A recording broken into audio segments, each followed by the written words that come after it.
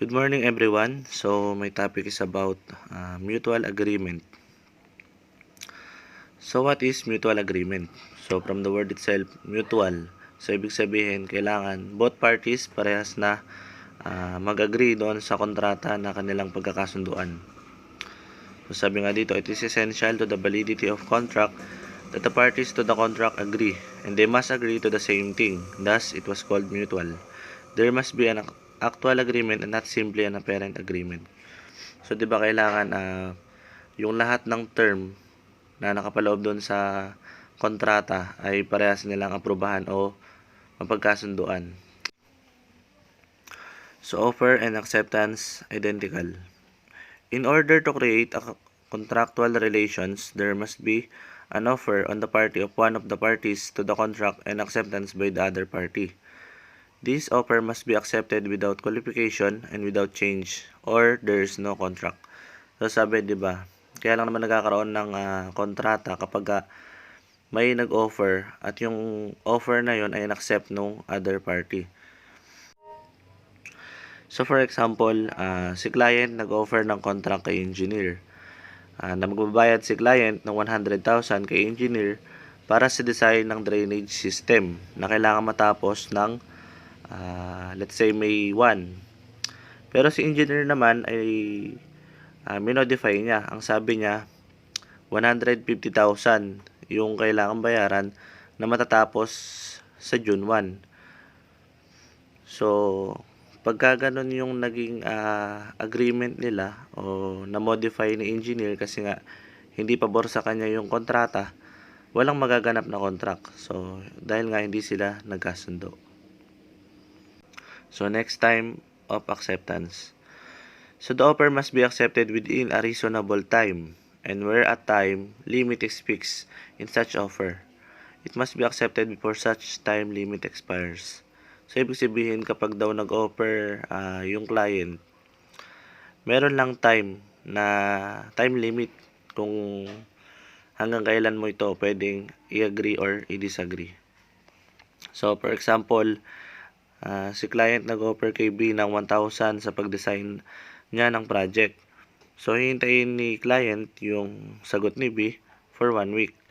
So, pag hindi sumagot si engineer within 1 week, hindi na valid yung contract na in-offer ni client. So, yun lang yung time of acceptance. So, method of acceptance. If a method of acceptance is specified in the offer, the acceptance must be by the specified method. If an offer of a contract is made and specifies that the acceptance must be wire, an acceptance in person or by letter does not constitute a contract. And if the other specify a place of acceptance at any other place is not sufficient. So sa method of acceptance naman daw, sinusunod pa rin yung mga term na nakalagay dun sa contract or yung sa offer. So for example, ang sabi doon, ang meeting place nyo ay sa Starbucks. So pag magiging valid lang yun kung doon kayo sa Starbucks mag-agree or mag-create ng agreement. So other places than Starbucks, that is not valid. So, an offer and acceptance may be made by letter or by telegram as well as through any other agency. So, yun, pwede naman daw na letter or telegram as long as parehas sila ng method na ginamit. So, for example, si client, nagsulat siya ng letter kay engineer na about sa kontrata. Tapos ngayon, nag-agree naman si engineer, kaya sumulat siya pabalik na ang nakalagay sa sulat, tinatanggap ko yung offer mo. So, ibig sabihin, merong naganap na agreement. Kasi pareha silang nag-agree. Tapos, yung method of acceptance nila, same lang din sila ng ginamit.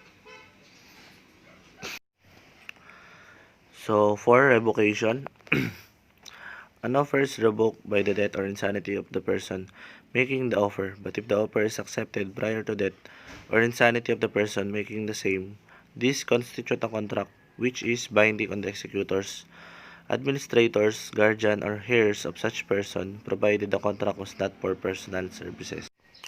So, pwede daw makansela yung offer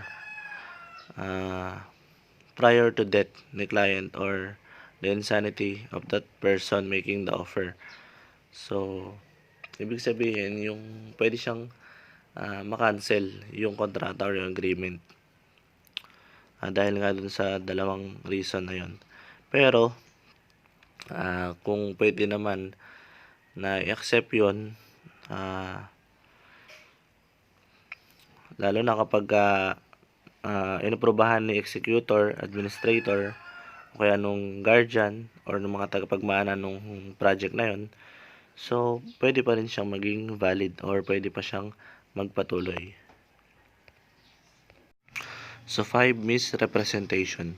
If one party to a contract makes a statement which is in fact untrue but which he believes to be true, and this fact is a material fact or element in the contract, and the other party, believing the statement to be true and relying on the truth of it, enters into the contract, it may be avoided on the ground of misrepresentation. So, 'di ba, sa mga ganyang firm o sa mga business, hindi nawawala yung mga gossip o yung mga sabi-sabi. So, kapag daw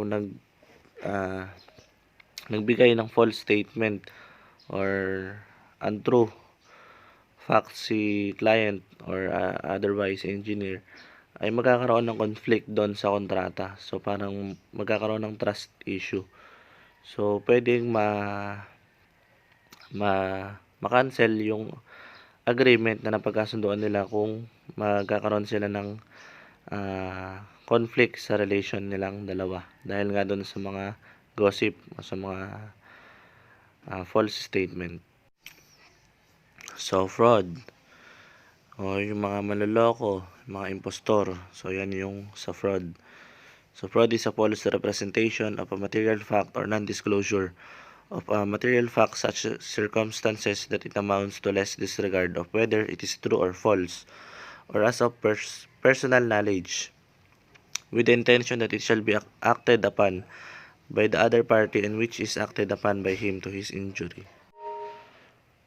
So, fraud. So, ito yung mga unprofessional na tao na nanloloko ng ibang tao para lang kumita or para lang umangat sila. So, huwag sana tayo maging ganun. Bilang mga civil engineer, dapat maging tayo, professional sa larangan nating tinatahak. So, wala namang magandang may dudulot sa atin yung pagiging manloloko or lolokohin natin yung iba just so we can gain something from them. So, yan yung sa fraud. So, yun nga, the essential elements of fraud therefore are a false representation of a material fact. So, yun nga, yung parang nag-iimbento lang sila ng mga materyales, mga ginagamit nila sa mga design. So, yun nga, parang nanloloko lang talaga sila. The representation must be as to a past or present fact, a mere expression of opinion or expectation, or an expression of intention, unless such intention does not as a matter of fact exist. So, yun nga, parang nag-iimbento lang talaga sila. Para lang magoyo ka, para lang ma-amaze ka, para kumagat ka sa patibong nila. So, it must be of a material fact. The party making the statement must know it to be false. So, 'di ba dapat alam mo na kung kailan ka o kung niloloko ka na nung tao na yon or nung client or nung engineer na yon. So, it must be made with the intention that it will be acted on by the other party. So, syempre, wala namang manloloko kung walang magpapaloko. It must be relied upon by the other party and induce him to act, for no matter how fraudulent the representation, if the other party did not believe them and act on them, he has not been defrauded. So, yun nga, kagaya lang ng sinabi ko kanina, walang manloloko, walang magpapaloko. So, kung alam mo naman na niloloko ka na, layuan mo na or i-ano mo na agad, wag mo na siyang i-approach para hindi ka na niya maloko pa or mabiktima. So the other must have suffered damage thereby. Contracts obtained through fraud are not void but voidable at the options of the injured party. So avoidable naman talaga yung sa fraud. Kaso nga lang, kapag naloko ka na or na-engage ka na doon sa manloloko na yon, ay magkakaroon talaga ng damage. Kasi nga, diba, hindi naman mga valid yung mga sinasabi niya or yung mga material na gagamitin niya para doon sa design na gusto mo. 7. Duress. If a person compelled to sign a contract at the point of a gun or through threats of violence to him or someone whom he holds dear, he cannot be said to have consented to that contract but has been caused to enter it by duress. So, ibig sabihin, persahan. So, kapag daw nag-agree or pumirma ka sa kontrata na may nakatutok na baril sa'yo or ginamita ka ng violence or hinaras ka para lang pumirma doon sa kontrata, so, parang ibig sabihin daw na hindi mo binigay yung consent mo. Hindi ka nag-agree. Persahan ka na pina-agree doon or pinapirma. So the test as to whether or not there has been duress is whether the person really exercise a choice and exercise his own free will. So parang hindi mo kagustuhan na pirmahan or mag-agree doon pero napilitan ka. So yun, napilitan. Sabi nga, someone whom he holds dear. So ibig sabihin, kunyari may matalik ka na kaibigan na gustong buo ng agreement sa'yo or magpagawa ng design. So parang napipilitan ka lang kasi nga matalik na kaibigan mo. Tsaka para walang masabi, di ba? So yun yung sa duress.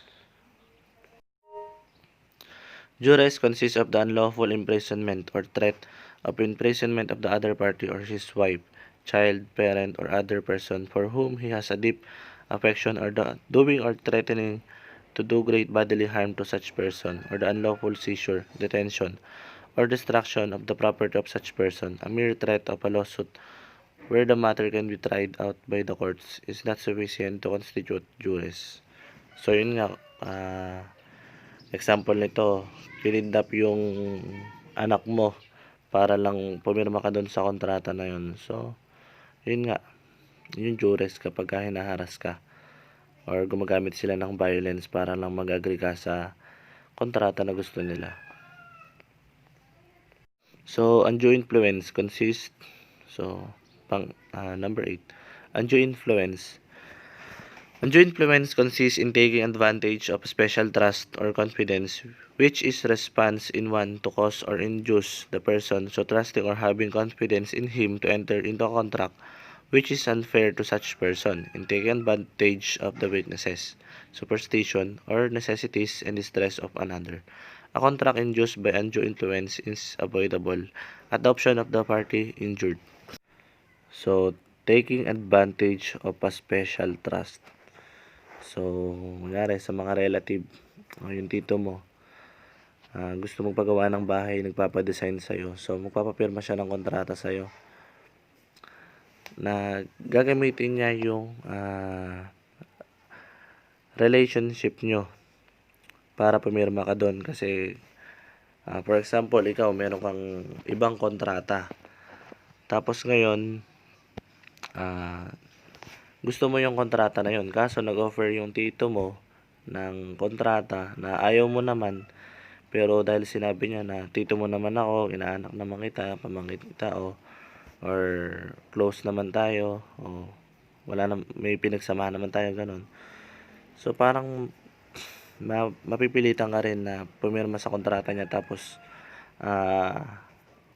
hindi mo tatanggapin yung kontrata na gusto mo talaga or yung kontrata na mas magbe-benefit ka.